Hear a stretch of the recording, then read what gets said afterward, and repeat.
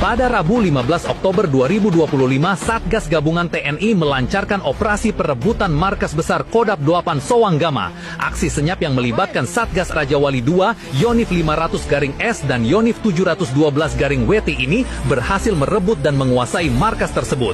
Dalam operasi ini, 14 anggota OPM berhasil dilumpuhkan, termasuk tokoh-tokoh kunci seperti Agus Kogoya, Kepala Staf Operasi, dan Zakaria Kogoya, pelaku penembakan prajurit TNI sebelumnya. Sejumlah material seperti 4 pucuk senjata, amunisi, alat komunikasi, dan dokumen penting berhasil disita. Keberhasilan operasi ini menjadi pukulan telak bagi OPM yang dicapai tanpa adanya korban jiwa di pihak TNI.